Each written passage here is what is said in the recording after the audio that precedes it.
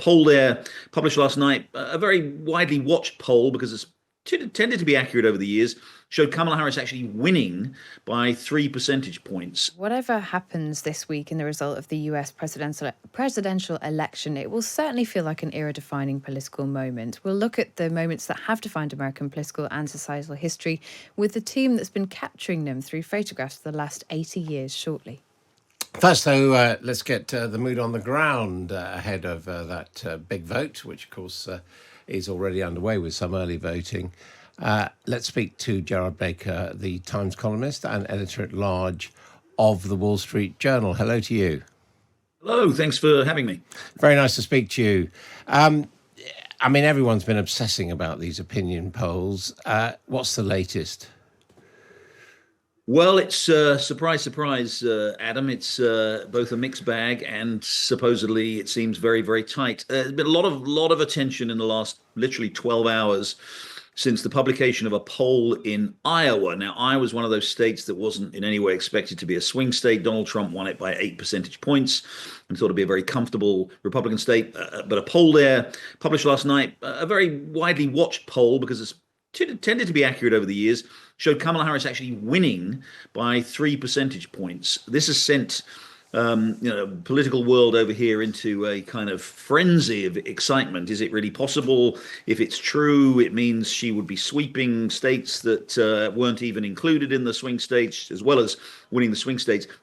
I think there's a lot of cold water being poured on it. However, it is a real outlier. It's dramatically out of line. Another poll in Iowa published yesterday too has Trump winning by 9. And this would be no other poll in Iowa has come anything close to this. And there are some question marks about it. And then it's been to some extent then overtaken by some new polls published this morning. New York Times has a bunch of polls showing the race pretty much as it's always been in the key swing states, absolutely neck and neck. Trump with a probable advantage in Arizona.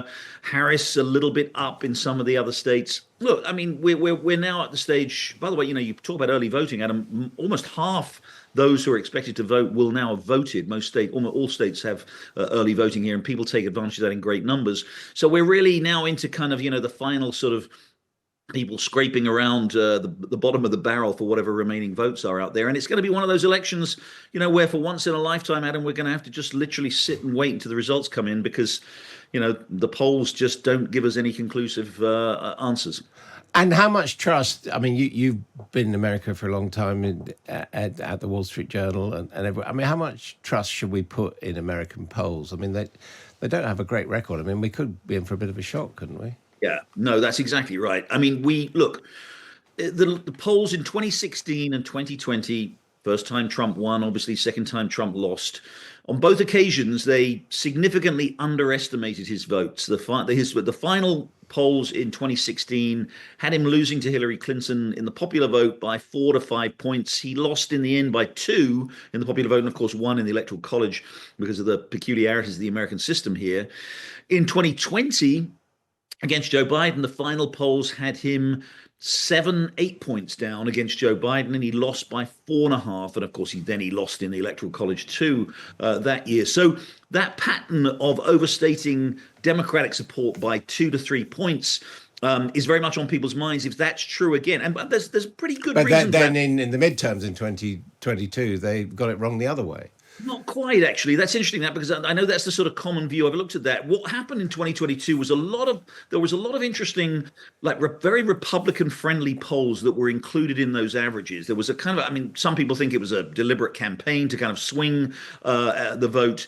If you look at the more reliable polls, the more sort of the non-partisan polls, they actually basically got the poll right. They very slightly underestimated Democratic support. And what did happen is in 2012, they did underestimate Obama's support when Obama beat Romney. So, there is a reason, and I think this is one of the causes for concern among Democrats. There's a reason why the polls have tended to underestimate Republican support, especially for Trump.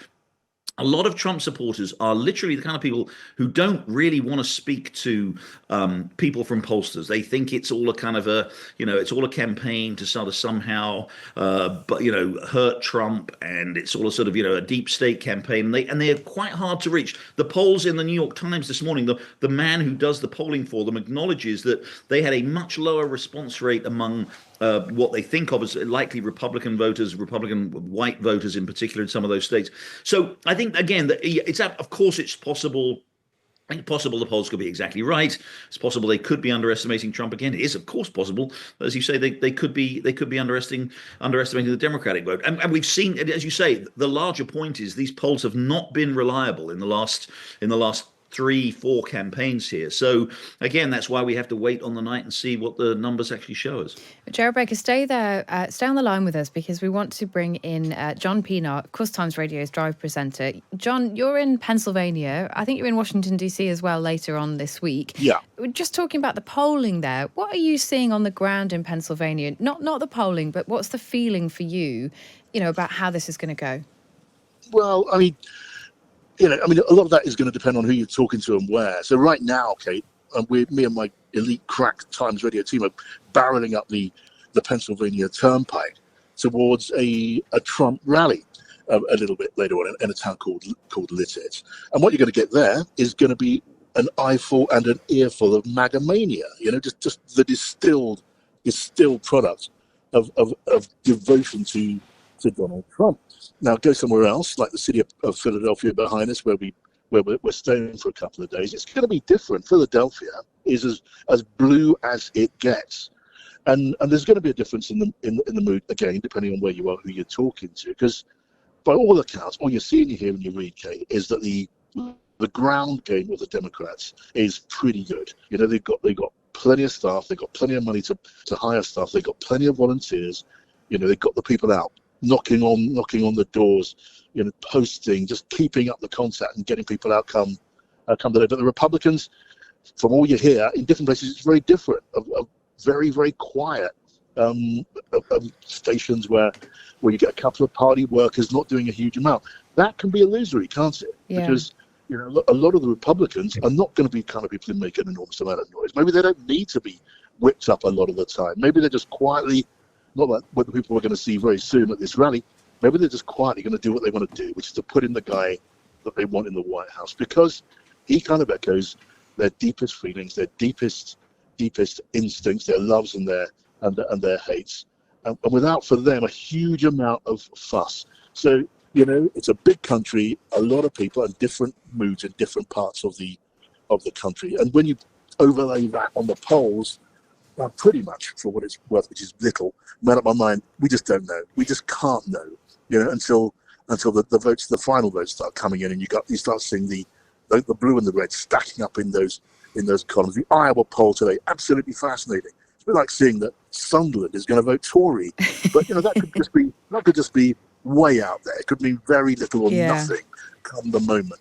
I doubt it's going to dampen the spirits of the MAGA crowd where I'm heading right now up in Lititz. And Gerard Baker, just to end, I mean, what do you make of these reports that there are these communities now who are shifting their votes either to Trump or to Kamala in ways that they haven't done before in previous elections, which presumably makes it more difficult in terms of polling, but could make it more unpredictable in terms of statewide results?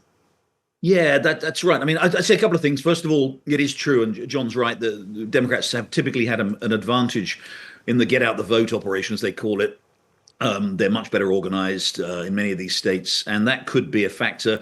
One counter to that, though, is one of the most interesting things we've seen this year, and this leads on to your point. We've seen really significant increases in the numbers of Republicans voting early.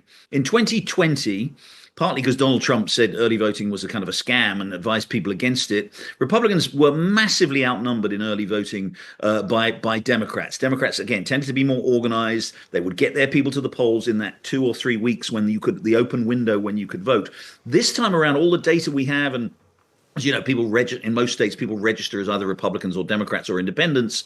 Republicans are voting in huge numbers early this time. So not in some states, way overwhelming Democratic voters. Nevada is a really interesting state. It's one of the swing states. Republicans are massively outvoting early, outvoting the Democrats early in that. Pennsylvania, Democrats are still more Democrats have voted early, but the gap between Democrats and Republicans voting earlier is much smaller, and so that's an interesting. And we don't what we again, you know, confoundingly, we can't say really in the end what that means. It just could be that those Republicans are just going to vote early rather than they were voting on election day, and it doesn't necessarily mean Republicans have an advantage. Just on that point about communities, though, and that this is where the important thing is, it does look as though Trump is making inroads into communities which have not voted heavily Republican before, particularly Hispanics, particularly black men.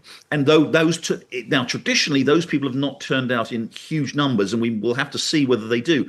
Against that, again, just to counter that, Kamala Harris does seem to be doing exceptionally well among women, particularly among white older women, interestingly. Again, that Iowa poll, which is probably an outlier, but it does show the kind of trend. It shows her with a massive lead, 30-point lead among women over 65, which is you've never seen anything like that before. Those people do come out to vote. Those people do they are reliable voters. So some of the voting constituencies the changes in voting constituencies would suggest that while Trump may do better among places Republicans have never done well before, the question is, will they come out and vote in great numbers? So I think the larger the turnout, probably this time, interestingly, contrary to what it's been in history, the larger the turnout, probably the better for Trump, because those people who don't vote as often are coming out to vote and probably are going to vote more for him. If the turnout isn't quite as high as it was in 2020, then that probably indicates that those more committed voters are coming out, and they tend to be somewhat more Democratic. Gerard Baker from the Wall Street Journal and Times Radio's John Pienaar. Thanks both of you so much for joining us this afternoon.